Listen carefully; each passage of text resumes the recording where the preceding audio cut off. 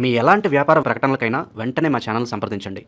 అందరికీ నమస్కారం. ఈరోజు మనతో పాటు ఉన్నారు ప్రముఖ ఆధ్యాత్మికవేత్త, ఆస్ట్రాలజర్ మడుగుల శివప్రసాద్ గారు. గురుగారితో మాట్లాడదాం.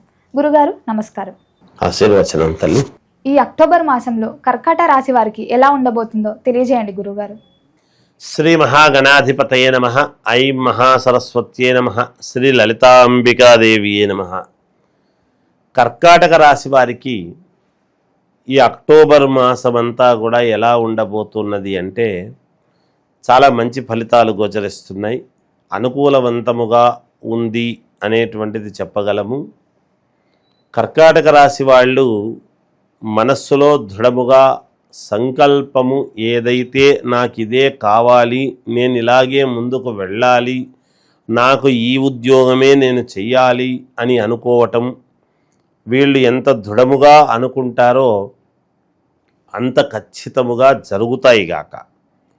అయితే వీళ్ళు ఏ లగ్నంలో పుట్టారు ఏమిటి అనేటువంటిది ముఖ్యం. మొదట రాసుల ప్రకారముగా బాగుంటుంది, కానీ ఈ లగ్నాల్లో పుట్టినటువంటి వాళ్ళు ఎవరెవరు ఏ ఏ లగ్నములో 12 లగ్నాలు కదా.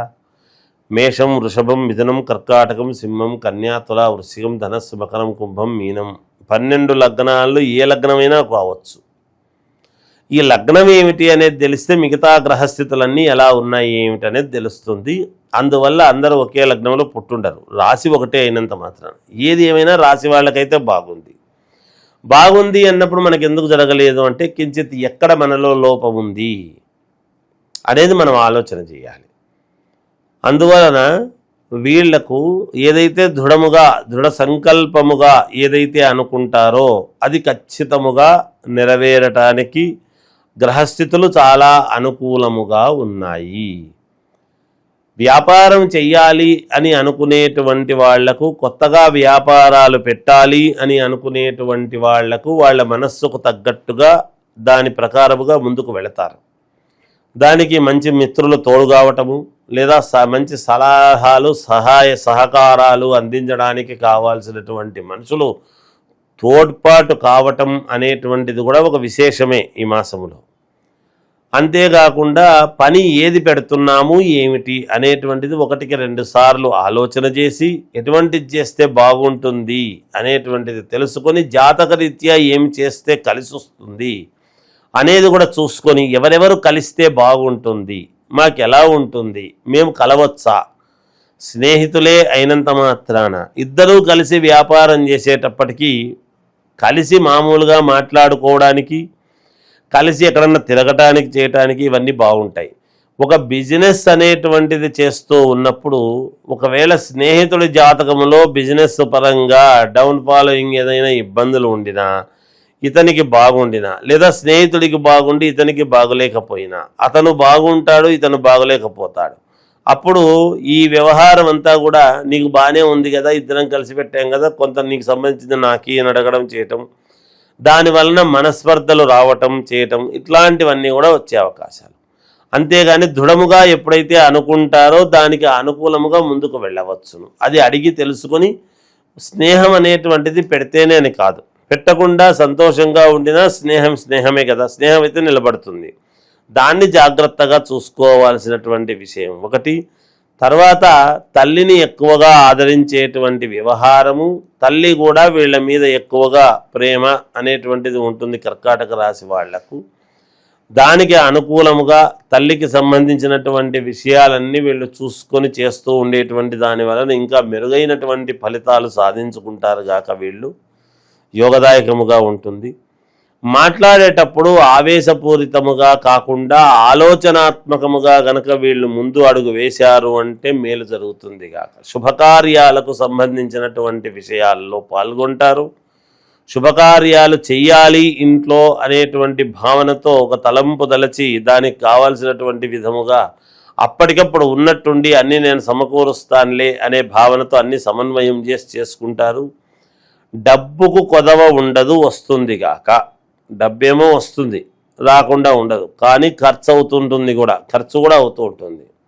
ఎందుకు అంటే ఇంట్లో ఉండేటువంటి ఫలితం వల్ల కావచ్చు, గృహం యొక్క ఫలితం వల్ల కావచ్చు, లేదా ఎవరైనా వీళ్ళ జీవితంలోకి ఒక వ్యక్తి ప్రవేశించటం అనేటువంటి దాని వల్ల అయినా కావచ్చు. ఒక వ్యక్తి అంటే ఎవరు వస్తారు, భార్య వస్తుంది పెళ్లి చేసుకుంటే అని అనుకోవచ్చు, కాదు అలా అని కాదు. కానీ ఎవరో వస్తారు ఇంటికి, వచ్చి ఏదో అది చేద్దాం ఇది చేద్దాం అనడం వల్ల కానీ ఇంకోటి కానీ ఏదో రకమైనటువంటిది కొంత ఇబ్బంది అనేటువంటిది కలిగే అవకాశం ఉన్నది. కాబట్టి జాగ్రత్తగా అడుగులు వేస్తే మంచిది. ఆ ఇబ్బంది కూడా లేకుండా ఉంటారు కదా.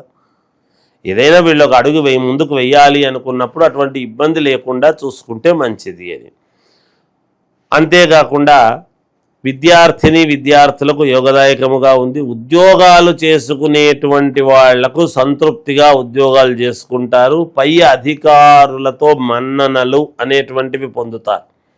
అంటే ఎంత పని చేసినా ఈయన మెచ్చుకోడు, నేను ఇంత ప్రాజెక్టు రిపోర్టు చేశాను అయినా మా బాస్ నన్ను ఎందుకు మెచ్చుకోడు అంటే మధ్యలో ఎవడో దళారీలాగా ఉండి వాడెవడో పేరు కొట్టేస్తూ ఉంటాడు. అంటే నేను చెప్పిన దాని వల్లనే కింది వాళ్లతో నేను చాలా కరెక్ట్గా పని చేయించినాను అనేటువంటి విషయం చెబుతూ ఉంటాడు. నిజంగా చేసేటువంటి వాడికి నువ్వు బాగా చేసినావయ్యా అంటే తృప్తి కదా అని వీడేమిటి అడ్డం నాకు అనేటువంటి భావనతో కొంచెము ముందడుగు వేయాలి అని చూస్తారు, వేస్తారు కూడా. చిన్న చిన్న అడ్డంకులే ఉంటాయి, తొలగిపోతాయి, తప్పకుండా నెరవేరుతుంది. వీళ్లకు ఏదైనా ఒకటి కావాలి, నాకు ఈ పని అయితే బాగుంటుంది అని ఆశ పెట్టుకున్నటువంటి వాళ్లకు మాత్రం ఈ మాసంలో వీళ్ళు అనుకున్నటువంటి పని జరుగుతుంది. తద్వారా వీళ్లకు చాలా మేలు జరిగింది, నాకు బాగుంది అనేటువంటి యోగము పడుతుంది గాక వీళ్లకు. ఈ మామూలుగా కర్కాటక రాశి వాళ్ళు అనేటువంటిది ఉదయం కంటే సాయంకాలము 6:30 తర్వాత ఎక్కువగా నిర్ణయాలు తీసుకుంటే చాలా అంటే చాలా మంచి నిర్ణయాలు తీసుకోగలుగుతారు. నలుగురికి వీళ్ళు ఎలా ఎదగాలో చెప్పగలిగినటువంటి స్థాయిలో ఉంటారు. కానీ వీళ్ళ ఎదుగుదలకు వీళ్ళొక మార్గం అనేటువంటిది వేసుకోకుండా ఏముందిలే అవుతుందిలే నాకు తెలుసు కదా అనేటువంటి సహజ ధోరణితో ఉండవచ్చును. అలా ఉండటం అనేటువంటిది కరెక్ట్ కాదు మామూలుగా.